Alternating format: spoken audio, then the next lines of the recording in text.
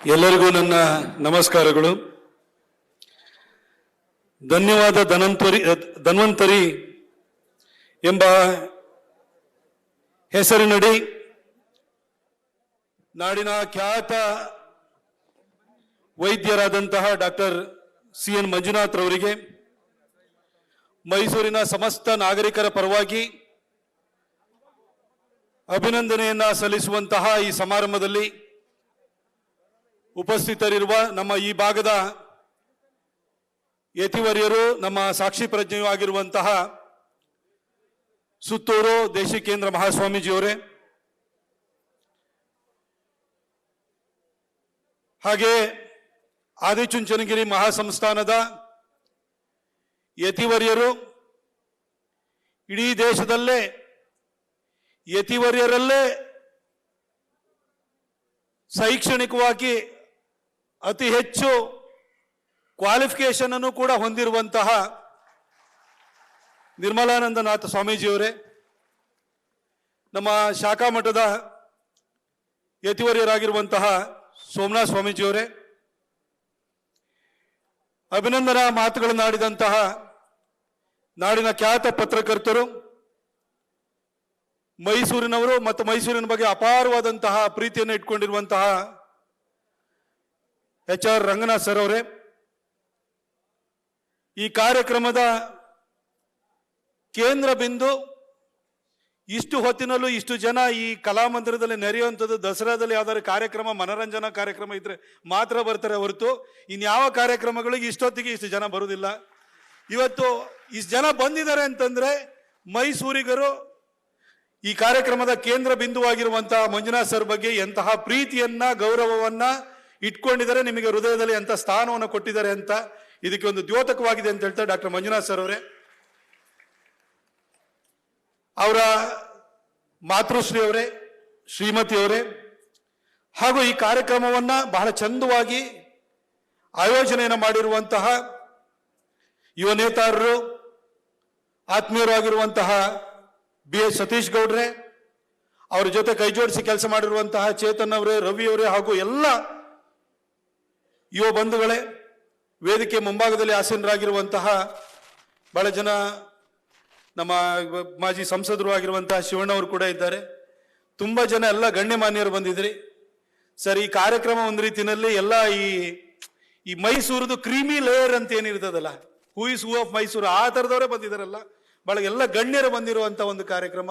ಹಾಗೂ ನನ್ನ ಮಾಧ್ಯಮ ಮಿತ್ರರೇ, ರಂಗಣ್ಣ ಸರ್, ನಾವು TV ನೋಡೋಕೆ ಹೆದರ್ತಾ ಇರ್ತೀರಿ, ಯಾವಾಗ ನಮ್ಮ ಮೇಲೆ ಬೀಳ್ತಾರೋ, ಯಾವಾಗ ಬೈತಾರೋ ಅಂತ ನಮಗೂ ಹೆದರಿಕೆ ಆಗ್ತಿರ್ತದೆ. ಅವರು ಯಾರನ್ನೂ ಕೂಡ 22-23 ನಿಮಿಷಗಳ ಕಾಲ ಸತತವಾಗಿ, ಬಹುಶಃ ಅವರ ಜೀವಮಾನದಲ್ಲೇ ಯಾರನ್ನೂ ಹೊಗಳಿಲ್ಲ ಸರ್, ನಿಮ್ಮೊಬ್ಬರನ್ನು ಮಾತ್ರ ಹೊಗಳಿರೋದು ಸರ್.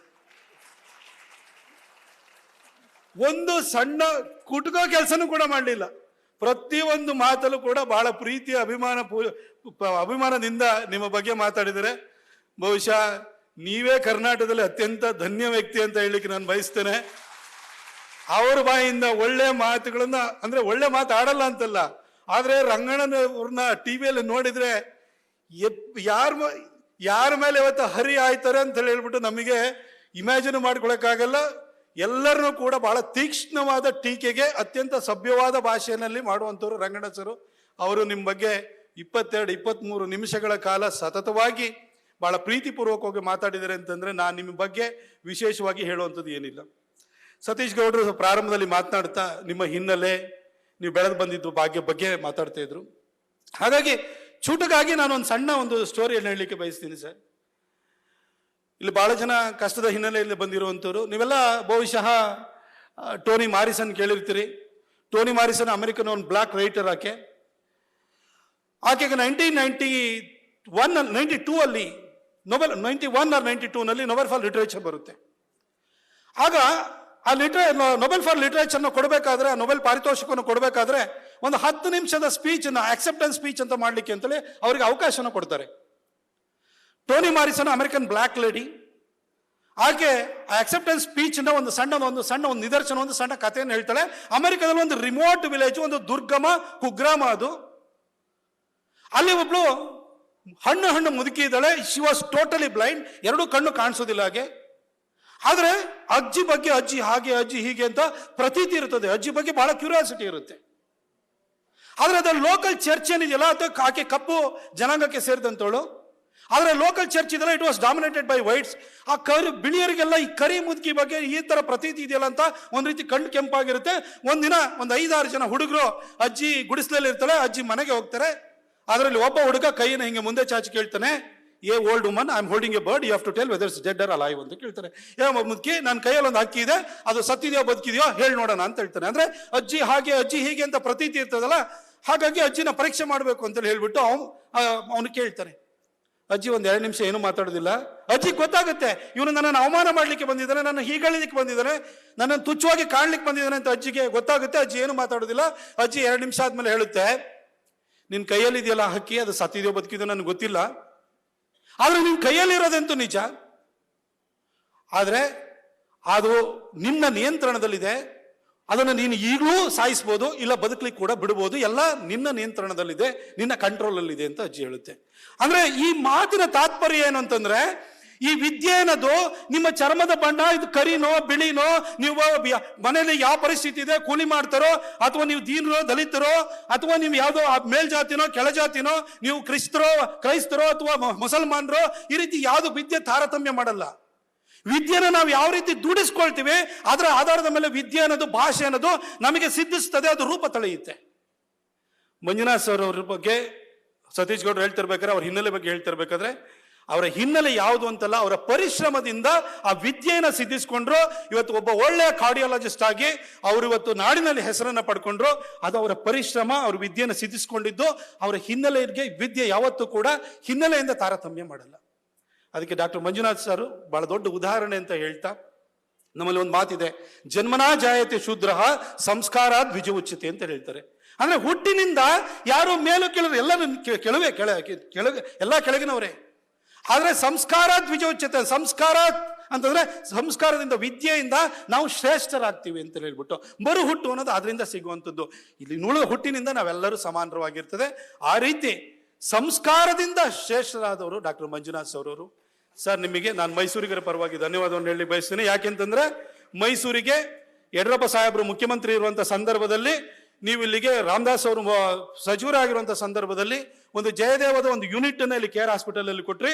ಆ ನಂತರ ಅದನ್ನ ಒಂದು 300 ಬೆಡೆಡ್ ಹಾಸ್ಪಿಟಲ್ ಆಗಿ, ನೀವು ಅದಕ್ಕೆ ಸುಮಾರು ನನಗೆ ಗೊತ್ತಿರೋ ಪ್ರಕಾರ 100 crores ನಿಮ್ಮ ಟ್ರಸ್ಟ್ ಇಂದ ಹಾಕಿ ಇಲ್ಲಿ ಒಂದು ಒಳ್ಳೆಯ ಹಾಸ್ಪಿಟಲ್ ನ KRS ರೋಡ್ ನಲ್ಲಿ ಅದನ್ನ ನಿರ್ಮಾಣವನ್ನು ಮಾಡಿಕೊಟ್ರಿ. ಆ ಸಂದರ್ಭದಲ್ಲಿ ಶಂಕರಲಿಂಗೇಗೌಡರು ಬದುಕಿಲ್ಲ, ಅವಾಗ ಜಾಗನೂ ಕೂಡ ಗುರುತು ಮಾಡಿದವರು. ವಾಸಣ್ಣ ಬಂದಂತ ಸಂದರ್ಭದಲ್ಲಿ ಅದು ನಿರ್ಮಾಣ ಆಯಿತು. ಸಿದ್ದರಾಮಯ್ಯ ಸಾಹೇಬರು ಅದಕ್ಕೆ ಸರ್ಕಾರದಿಂದಲೂ ಅನುದಾನ ಕೊಟ್ಟರು. ನಾನು ಎಲ್ಲರನ್ನೂ ನೆನಪು ಮಾಡ್ಕೊಳ್ತೀನಿ. ಅವತ್ತು ಒಳ್ಳೆ ಕೆಲಸವನ್ನು ಮೈಸೂರಿಗೆ ಬಗ್ಗೆ ಪ್ರೀತಿಯನ್ನು ಇಟ್ಕೊಂಡು ಜಯದೇವ ಹಾಸ್ಪಿಟಲ್ ಅನ್ನು ಕೊಟ್ಟರು. ಆದರೆ ಜಯದೇವ ಹಾಸ್ಪಿಟಲ್ ಬಗ್ಗೆ ಒಂದು ವಿಶೇಷ ಹೇಳಬೇಕು ಅಂತಂದ್ರೆ, ಮಂಜುನಾಥ್ ಸರ್ ಅವರಿಗೆ ಬಹುಶಃ ನೆನಪಿಲ್ಲ, ನಮ್ಮ ತಾಯಿನ ನಾನು ಜರ್ನಲಿಸ್ಟ್ ಇದ್ದಾಗ ನಿಮ್ಮ ಹತ್ರ ಕರ್ಕೊಂಡ್ಬಂದಿದ್ದೆ. ನಮ್ಮ ತಾಯಿ ನಿಮ್ಮ ಹತ್ರ ಬಂದಾದ್ಮೇಲೆ ಅವ್ರ ಹತ್ರ ನೀವು ಒಂದು ಸ್ವಲ್ಪ ಗೈಡ್ ಮಾಡಿ ಹೋದ್ಮೇಲೆ ಅವ್ರ ಸಮಾಧಾನದಿಂದ ಆನಂತರ ಸರಿ ಅಂದ್ರೆ ಅವರಿಗೆ ಒಂಥರ ಏನೋ ಸಮಸ್ಯೆ ಇದೆ ಅನ್ನೋದೇ ತಲೆ ಒಳಗಡೆ ಇತ್ತು. ಸರ್ ಅವ್ರ ಹತ್ರ ಕರ್ಕೊಂಡು ಬಂದಿದ್ದೆ ಅವತ್ತು. ಅಲ್ಲಿಂದ ನಾನು ಅವ್ರದ್ದು ಒಂದು ಅಸೋಸಿಯೇಷನು. ಆದರೆ ನಿಮಗೆ ಒಂದು ವಿಚಾರ ಹೇಳಬೇಕು, ಈ ಜಯದೇವದ ಮಹತ್ವ ಏನು ಅಂತಂದ್ರೆ, ಇವತ್ತು ನಮ್ಮಲ್ಲಿ ಬೆಸ್ಟ್ ಹಾಸ್ಪಿಟಲ್ಸ್ ಅಂತಂದ್ರೆ all India institute of medical sciences ಅಂತ ಹೇಳ್ತೀವಿ, ಏಮ್ಸ್ ಅಂತ ನಾವು ಹೇಳ್ತೀವಿ. ಡೆಲ್ಲಿನಲ್ಲಿರುವಂಥ ಏಮ್ಸ್ ನಲ್ಲಿ ಕಾರ್ಡಿಯಾಲಜಿ ಡಿಪಾರ್ಟ್ಮೆಂಟ್ ಅಲ್ಲಿ ಇರೋದು 300 ಬೆಡ್ಸ್. ಆದ್ರೆ ನಮ್ಮಲ್ಲಿ ಇವತ್ತು ಮಂಜುನಾಥ್ ಸರ್ ಅವರು ಇವತ್ತು ನಿವೃತ್ತಿ ಹೊಂದೋದಕ್ಕಿಂತ ಮೊದಲು ಬಹುಶಃ 1000 ಬೆಡ್ಸ್ ಬರೀ ಸರ್ 2000 ಬೆಡ್ಸ್ ಇಷ್ಟನ್ನ ಮಾಡಿದ್ದಾರೆ. ಈ ಒಬ್ಬ ಮನುಷ್ಯನ ಕರ್ತೃತ್ವ ಶಕ್ತಿ ಅನ್ನೋದು ಏನಿದೆಯಲ್ಲ, ಒಂದು ಇನ್ಸ್ಟಿಟ್ಯೂಷನ್, ಒಂದು ಸರ್ಕಾರನ ನಡೆಸೋಷ್ಟು ಒಂದು ಸರ್ಕಾರ ಮಾಡೋಕ್ಕಾಗದಿದ್ದಂಥ ಕೆಲಸವನ್ನು ನಮ್ಮ ಮಂಜುನಾಥ್ ಸರ್ ಅವರು ಮಾಡಿದ್ದಾರೆ. ಅದಕ್ಕೋಸ್ಕರನೇ ಸರ್ ನಿಮಗೆ ಇಷ್ಟೊಂದು ಜನ ಪ್ರೀತಿ ಗೌರವ ಎಲ್ಲ ಸಿಗ್ತಾ ಇರೋದು. ಇವತ್ತು ರಂಗಣ್ಣ ಸರ್ ಅವರು ಪಾಲಿಟಿಕ್ಸ್ ಬಗ್ಗೆ ನಿಮ್ಗೆ ಹೇಳ್ತಾ ಇರ್ಬೇಕಾದ್ರೆ ಎಲ್ಲ ಚಪ್ಪಾಳೆ ಬರ್ತಾ ಇತ್ತು. ಸರ್ ಖಂಡಿತ ನಾನು ನಿಮ್ಮನ್ನು ಡಿಸ್ಕರೇಜ್ ಮಾಡಲ್ಲ ಸರ್, ಪಾಲಿಟಿಕ್ಸಿಗೆ ಒಳ್ಳೆಯವ್ರು ಬರಬೇಕು ಸರ್. ಸರ್ ಹಣ ಇದ್ದವರೇ ಪಾಲಿಟಿಕ್ಸಿಗೆ ಬರುವಂಥದ್ದಲ್ಲ ಸರ್. ಯಾವಾಗಲೇ ಆಗಲಿ ಒಂದು ಪಕ್ಷದ ಟಿಕೆಟ್ ಕೇಳಬೇಕಾದ್ರೆ ಅವ್ನು ಯಾರೋ ಬರ್ತಾನೆ 10 ಕೋಟಿ ಇನ್ವೆಸ್ಟ್ಮೆಂಟ್ ಮಾಡ್ತಾನಂತೆ, ಅವನು 10 ಕೋಟಿ ಆಗ್ತಾನೆ ಸರ್. 10 ಕೋಟಿ ಹೆಂಗೆ ದುಡಿತಾನೆ ಸರ್? ಯಾವ್ದೋ ರಿಯಲ್ ಎಸ್ಟೇಟ್ ಅಲ್ಲ ಇನ್ನೊಂದ್ರಲ್ಲ ದುಡ್ಕೊಂಡು ಬರ್ತಾರೆ. ಅಲ್ಲಿ ಜನ ಮರ್ಯಾದೆ ಕೊಡಲ್ಲ ಅಂತ ಗೊತ್ತಾಗುತ್ತೆ. ಅವನೊಂದು ಕೂಟದ ಕಾರಲ್ಲಿ ಓಡಾಡಬೇಕು, ಅದಕ್ಕೋಸ್ಕರವಾಗಿ ಇನ್ವೆಸ್ಟ್ಮೆಂಟ್ ಅಂತ ಹೇಳ್ಬಿಟ್ಟು ಬರ್ತಾರೆ. ಇನ್ವೆಸ್ಟ್ಮೆಂಟ್ ಮಾಡೋರು ಪ್ರಾಫಿಟ್ ಅನ್ನು ನೋಡ್ತಾರೆ ಸರ್. ನಿಮ್ಮಂಥವ್ರು ಇನ್ವೆಸ್ಟ್ಮೆಂಟ್ ಮನಸ್ಸುಗಳ ಮೇಲೆ ಮಾಡಿದಿರಿ, ಜನರ ಜೀವನದ ಮೇಲೆ ಮಾಡಿದಿರಿ ಸರ್. ನಿಮ್ಮಂಥವ್ರು ಬರಬೇಕು ಸರ್. ಸರ್ ಪಾಲಿಟಿಕ್ಸ್ ಕೆಟ್ಟದಿಲ್ಲ ಸರ್. ಸರ್ ನಾನು ವೈಯಕ್ತಿಕ ಅನುಭವದಲ್ಲಿ ಹೇಳ್ತೀನಿ, ನಾನು ಏನು ಇಲ್ದೆಲ್ಲ ಬಂದೆ ಸರ್ ಇಲ್ಲಿಗೆ, ಈ ಊರಿಗೆ, ಈ ಕೊಡಗು ಮತ್ತು ಮೈಸೂರಿಗೆ ಬಂದೆ. ಜನನ ನನ್ನ ಪ್ರೀತಿಯಿಂದ ಗೆಲ್ಸಿ ಸರ್. ನಾನು ಇವತ್ತು ಹೇಳ್ತೀನಿ sir, I can cross my heart and I can tell you, I don't take commissions sir. I am not into contract, I am not into real estate. But ಜನ, ಮೈಸೂರು ಕೊಡಗಿನ ಜನ ನನ್ನನ್ನು ಕಾಪಾಡಿದ್ದಾರೆ sir. ಎರಡೆರಡು election ಗೆಲ್ಸಿದ್ದಾರೆ, ಒಳ್ಳೆ ಮಾರ್ಜಿನಲ್ಲಿ ಗೆಲ್ಸಿದ್ದಾರೆ. ಖಂಡಿತ ಒಳ್ಳೆ ಕೆಲಸ ಮಾಡೋರಿಗೆ ರಾಜಕೀಯದಲ್ಲೂ ಕೂಡ ಅವಕಾಶ ಸಿಗುತ್ತೆ, ಜನ ಸಪೋರ್ಟ್ ಮಾಡ್ತಾರೆ. ನೀವು ಬರಬೇಕು ಅಂತ ಹೇಳಿ ನಾನು ಕೂಡ ಕೇಳ್ಕೊಳ್ತೀನಿ. ರಂಗಣ್ಣವರು ಕೂಡ ಒತ್ತಾಸೆ ಅದೇ ಆಗಿದೆ, ನೀವು ಬರಬೇಕು ಸರ್. ಬಂದಾಗ ಜನಕ್ಕೆ ಸರ್, ಜನಕ್ಕೊಬ್ರು ಹೀರೋ ಬೇಕು, ಒಬ್ರು ರೋಲ್ ಮಾಡಲ್ ಬೇಕು, ಒಬ್ರು ಮೇಲ್ಪಂಕ್ತಿ ಹಾಕೊಡುವಂತ ಮನುಷ್ಯ ಬೇಕು. ಅಂತ ಮೇಲ್ಪಂಕ್ತಿ ಹಾಕೊಡುವಂತ ವ್ಯಕ್ತಿತ್ವ ನಿಮ್ಮದಾಗಿದೆ. ಖಂಡಿತ ಪಾಲಿಟಿಕ್ಸ್ಗೆ ಬನ್ನಿ ಅಂತ ನಾನು ನಿಮ್ಗೆ ಹೇಳ್ತಾ, ಸಾಕಷ್ಟು ಜನ ಬಂದಿದ್ರಿ. ಸ್ವಾಮೀಜಿಯವರು, ಯತಿವರೆಯವರೆಲ್ಲ ಇದ್ದಾರೆ, ಅವರೆಲ್ಲ ಮಾತಾಡ್ಲಿಕ್ಕೂ ಕೂಡ ಇದೆ. ನಾನು ಮಂಜುನಾಥ್ ಸರ್ ಅವರಿಗೆ ಮತ್ತೊಂದು ಸಾರಿ ನಾನು ಮೈಸೂರಿಗರ ಪರವಾಗಿ ಧನ್ಯವಾದವನ್ನು ಹೇಳ್ತೀನಿ. ರಂಗಣ್ಣ ಸರ್ ಪಕ್ಕದಲ್ಲಿ ಕೂತ್ಕೊಂಡು ಹೇಳ್ತಿರ್ಬೇಕಾದ್ರೆ ಮಂಜುನಾಥ್ ಸರ್ ಅವ್ರು ಮಾಡೋ ಕೆಲಸವನ್ನು ನೋಡಿ ನಾನು ಕೂಡ ಕಳೆದ 10 ವರ್ಷಗಳಿಂದ 5 ಲಕ್ಷ ಅಂತ, ರಂಗಣ್ಣ ಸರ್ ಈಗ 25 ಲಕ್ಷದವರೆಗೂ ವರ್ಷಕ್ಕೆ ನಾನು ಯಾರ್ದು ಪೇಷಂಟ್ ಯಾರಿಗೆ ಟ್ರೀಟ್ಮೆಂಟ್ ಕೊಡ್ತೀರಿ ಅಂತ ಕೇಳಲ್ಲ. ಮಂಜುನಾಥ್ ಸರ್ ಅವ್ರ ಮೇಲೆ ಆಬ್ಸಲ್ಯೂಟ್ ಫೇತ್ ಇಟ್ಕೊಂಡು 25 ಲಕ್ಷ ನಾನು ಪ್ರತಿ ವರ್ಷ ಕೊಡ್ತೀನಿ ಅಂತ ಹೇಳಿದ್ರು. ರಂಗಣ್ಣ ಸರ್ ಇದು ಮಾತ್ರ ಅಲ್ಲ, ಎಷ್ಟೋ ಮಕ್ಕಳನ್ನ ಮೆಡಿಕಲ್ ಓದಿಸ್ತಾರೆ, ಎಷ್ಟೋ ಮಕ್ಕಳನ್ನ ಇಂಜಿನಿಯರ್, ಎಲ್ಲೋ ಪ್ರಚಾರ ತಗೊಳ್ಳಲ್ಲ. ಆದ್ರೆ ರಂಗಣ್ಣ ಸರ್ ಹೇಳಿದ್ರು, ಮಂಜುನಾಥ್ ಸರ್ ಅವರು ಯಾವ ತರದ ಮನುಷ್ಯ ಅಂತಂತಂದ್ರೆ ಅವರ ಚಾನೆಲ್ ಅಲ್ಲಿ ನಡೆಯುವಂತ ಬೆಳಕು ಕಾರ್ಯಕ್ರಮಕ್ಕೆ ಅವರು ವೈಯಕ್ತಿಕವಾಗಿ 10 ಲಕ್ಷ ಕೊಟ್ಟರು ಅಂತ ಹೇಳಿದ್ರು. ಈ ರೀತಿ ಮನಸ್ಸುಗಳು, ಈ ರೀತಿ ಸಮಾಜ ಬಗ್ಗೆ ಕಳಕಳಿ ಇಟ್ಕೊಂಡಿರುವಂತ ಒಂದಾಗಬೇಕು ಸರ್. ಮಂಜುನಾಥ್ ಸರ್, ನೀವು ಬನ್ನಿ, ಪಾಲಿಟಿಕ್ಸ್ ಬನ್ನಿ. ನಾನು ಬಹಳ ಪ್ರೀತಿಸುವಂತಹ ಕರ್ನಾಟಕದ ಮುಖ್ಯಮಂತ್ರಿ ಅಂತಂದ್ರೆ ನನಗೆ ಎಸ್ ಎಂ ಕೃಷ್ಣ ಸರ್. ನನ್ನ ಫೇವರಿಟ್ ಚೀಫ್ ಮಿನಿಸ್ಟರ್ ಆಗಿದ್ದವರು ಸರ್. ಅವರು ಇಡೀ ದೇಶಕ್ಕೆ ಒಂದು ಮಾದರಿ ಆಗುವಂತ ಒಂದು ಯಶಸ್ವಿನಿ ಅಂತ ಹೇಳ್ಬಿಟ್ಟು ಒಂದು ಆರೋಗ್ಯ ವಿಮೆಯನ್ನು ತಗೊಂಡ್ಬಂದ್ರು ಸರ್. ಇವತ್ತು ಅಂತಹ ಒಂದು ವಿಮೆಗೆ ಇವತ್ತು ಆಯುಷ್ಮಾನ್ ಭಾರತ್ ಬಂದಿದೆ.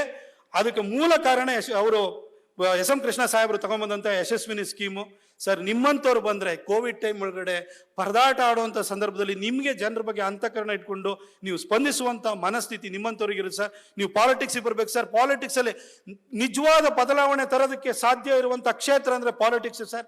ಈ ಪಾಲಿಟಿಕ್ಸ್ ಅಲ್ಲಿ ಅನ್ಪಡ್ಗಳಿಂದ ಎಲ್ಲರೂ ಬರ್ತಾರೆ, ಒಳ್ಳೆಯವರು ಬರಬೇಕು ಸರ್. ನಿಮ್ಮಂಥವ್ರು ಒಳ್ಳೆಯವರು ಬನ್ನಿ ಅಂತ ಹೇಳಿ ನಾನು ಮೈಸೂರಿಗರ ಪರವಾಗಿ ಮತ್ತೊಂದು ಸಾರಿ ನಾನು ನಿಮಗೆ ಮನವಿಯನ್ನು ಮಾಡ್ಕೊಳ್ತಾ, ಇಷ್ಟು ದೊಡ್ಡ ಸಂಖ್ಯೆಯಲ್ಲಿ ನೀವೆಲ್ಲ ತುಂಬಾ ಜನ ಮೈಸೂರಿನ ಗಣ್ಯಾತಿ ಗಣ್ಯರೆಲ್ಲ ಬಂದಿದ್ದೀರಿ.